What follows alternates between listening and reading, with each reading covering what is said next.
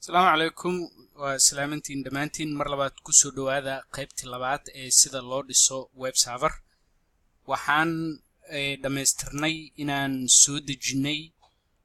maxalli jiray operating systemkii oo aan dooranay Ubuntu operating systemkii waa taa ESX saarnay maxalli jiray virtual machine-kina waa taa dhisnay marka waxaan rabaa inaan qodobkan ugu dambeeyo ku noqdo sababtoo waxaan rabaa inaan bedelo file-kii aan download gareynay aan isticmaalnay file khaldan ayuu ahaa wali web server oo operating system fiicana laakiin waa mid loogu talagalay cloud oo loogu talagalay in lagu dhiso Amazon Web Services iyo Microsoft Azure iyo Google Cloud iyo ma aha mid loogu talagalay in lagu dhex dhiso company-ga sheeg gudihiisa sida aan anaga hadda sameynayno sababtoo hadda serverka anaga dhisayno waa server company-ga u dhex yaalo dhismihiisa ma aha server u yaala meel kale oo hosted marka si dhaqso leh ayaan ku dhiseynaa virtual machine-ka file kaleetaan helay oo sheeg asagna operating system marka sida waxaan uga dhex bixinaa 1 daqiiqo wax ka yar waa kana maxalli jiray intuu ku jiraa marka hadaan inta aadoon dhaho create new virtual machine markaasna aan iska dhaho demo web markaas si soco operating intuu ku haysanaa waxaan ku soo marnay qaybta koobaad marka si dhaqso lahaan uga gudbaaya ma garateen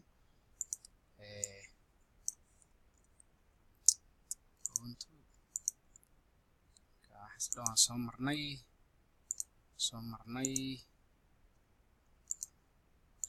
waxaan waa kan ISO file connect power marka meeshaan waa meesha aan wax ka bedelay markii hore waxaan isticmaalay filekan soo ma jeedid waa live server kelmaddaas live soo ma jeedid marka hadda kan aan rabo inaan isticmaalo waa midkan sheeg mid hore iigu yaalay laakiin waa iska website-ka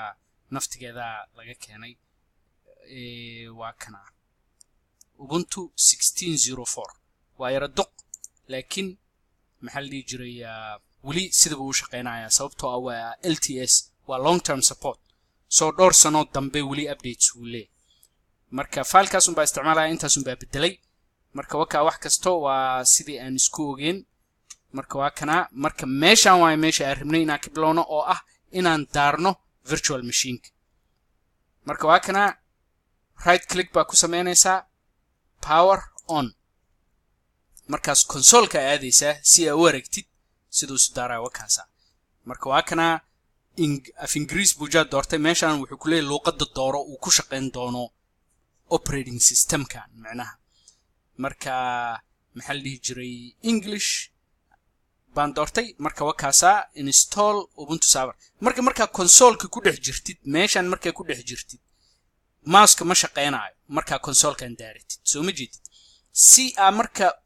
ula soo baxdid mouse-ka mar kale waxa hal mar isla qabanaysaa control iyo alt markaas uu ku soo baxaya mouse-ka laakiin hadda keyboard baa ku socotaa marka enter baa ku dhuftay hadda hadda installation queue bilaabaya marka wuxuu ku yiri luqadee ayaa rabtaa inaad isticmaashid still waa af Ingiriis wadankee joogtaa marka wadanka doontida dooran kartaa waxaana muhiimadda waxa waaye wadanka ay tahay inaad dooratid sheeg waqtiga iyo maxal dhigi jiray waxyaalaha ku taxalluqo si uu computerka u yaqaan waxyaalahaas marka hadaadan rabin in meeshu yaalo aan la ogaanin maxal dhigi jiray other baa iska dooranaysaa laakiin waxa laga yaabaa inuusan si fiican kuugu shaqeyn oo machine-ta markay update raadsatay iyo waxyaalahaas laga shaqeeyo marka United States iska dheh wuxuu ku yiri ma rabtaa inaan keyboard-ka si automatically aan doorto keyboard-ka nooca kugu xiran marka waqti bay qaadanaysaa arrintaas marka no baa lagu doortay enter iska dheh noodaada ku sii soco laakiin keyboard-kan waxa waaye English Englishna wuxuu ka sii yahay American English US marka enter on iska sii dheh marka wakaasa please select layout matching the keyboard for this machine wali waa English waa US laakiin hadaa Ingiriiska joogto hadaa Kenya joogto meelahaas waxaad dooranaysaa maxaa la dhihi jiray UK English wakaasa siyaalaha uu kala gedsan kulay waxay ku xiranta meesha joogto iyo waxa aad rabtay inaad u isticmaasho laakiin badanaa English US is the best macnaha defaultiga ugu fiican oo si fiican ay machine kugu shaqeynayso waa sidaas laakiin waxyaalahan hadaa bedeshid waxa laga yaabaa in programyada kale ku dul shaqeyn doona operating system kan iyo inay isafgarawaan ka dhacaan marka waxyaalahan dhan aniga waxaan ku daayaa sida yihiin marka kaasa hadda wuxuu bilaabayaa file installation ki marka waa joojinaya videoga because arrintan wax yar bay socon doontaa marka waa kana screen kan baa nimid wuxuu leeyahay dooro host name ka macnaha machine tan waxa la yiraahdo magaceeda marka waxaan u bixinaynaa web demo wakaasa continue marka full name magac dheer baa siin kartaa hadaa rabtid oo abtirin kartaa asagoo dhan si aad dadka ugu sheegto meeshu yaalo waxa dhigi kartaa waa web serverki yaalay muqdisho ka yaalay madiina ka yaalay maxal dhihi jiray nuur adduunyo laakiin aniga howlahaas hadda ma gelin maadaama uu lab iska yahay marka waxa uu bixinayaa un magaciisa web demo wakaasa marka wuxuu yiri username for your account-tiga aad rabtid inaad ku shaqaysid hadda username-ka muxuu yahay web demo unbaa ku sii wadayaa marka wuxuu yiri password adag dooro because aaday muhiim u tahay inuu password kan yahay password aan la jabsan karin marka laakiin aniga web demo 321 baa iska gelinayaa and then ku celi buu kuleeyahay passwordki web demo 321 wakaasa wuxuu yiri marka you may configure your home directory for encryption marka encryption waxa waaye haddii inta website computerkaas loo dhaco hard drive ka lala baxo laakiin kan hadda hard drive kiisa ma aha hard drive physically lala bixi karo waa filekaas haddii la qaato inaan la jabsan karin oo la furi karin marka haddaa yes tiraahid wuxuu ku weydiinaa password lagu furi karo kaliya passwordkaas hadduu kaa lumana wax kastoo ku dhex jiray computerkaas lalama bixi karo marka haddii marka lacag iyo waxyaalo ku taxalluqo uu process gareynayo waa la encrypt gareeyaa laakiin inta badan lama encrypt gareeyo hadduu yahay files aadan macnaha aan sir ahayn marka nova iska leeyahay marka wuxuu ku yiri based on your present physical location your time zone is America New York waxaan dareemayaa meesha joogtid inay tahay Americana ay ka tahay dhinaca New York hadda New York aniga ma joogo meel ka fogaa jooga laakiin waqti ahaan New York ku xiranahay waa East Coast United States marka time zone kan masaxan yahay uu yiri yes baa la yahay waa saxan yahay marka wuxuu bilaabayaa installation-ka hadda marka waa joojinaya videoga maadaama installation-ka maba habina joojiyo wuxuu yiri ma rabtaa hanaankee rabtaa ay ku leeyahay the installer can guide you through the partitioning hanaanka aad u kala qaybin lahayd diskiga meesha uu operating system kan ku heesan doono fileishiisa waa 16 gig aan horay u siinay marka maxal dhigi jiray aniga waxaa isticmaalaa use the entire disk laakiin hadaa rabtid inaad kala jajabisid waxaa jiro software iyo applicationo u baahan inaad kala qaybsid diskiga oo tiro cayiman aad siisid qayb kasto laakiin web server kan saas maaha marka waxaan iska leeyahay use entire disk marka asaga qaybsanaa marka wakaasa 16 baa siiyay laakiin se markasto gig 1.2 gig buu ku daraa waxaana ila tahay waa hanaanka uu u kala qaybsho wax kasto inay booso soo harhareen oo runtii uu ka helayo extra space marka wakaasa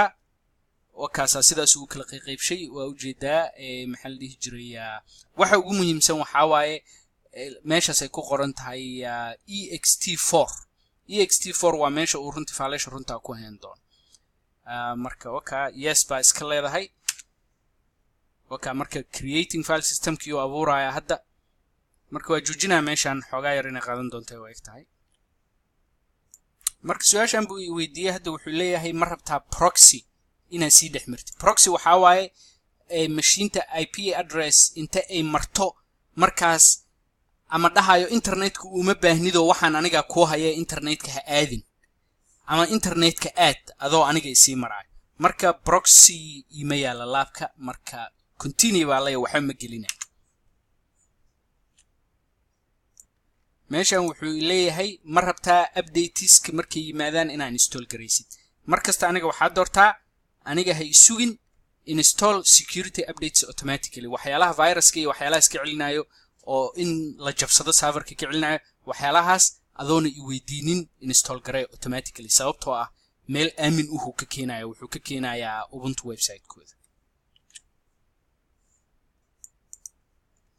kasi soco marka haddaan mid meesha ugu muhiimsan marka hadda wuxuu leeyahay dooro hawsha uu qaban doono serverkan marka howlaha sida u jeedid waxa waaye waxaan dhihi karaa manual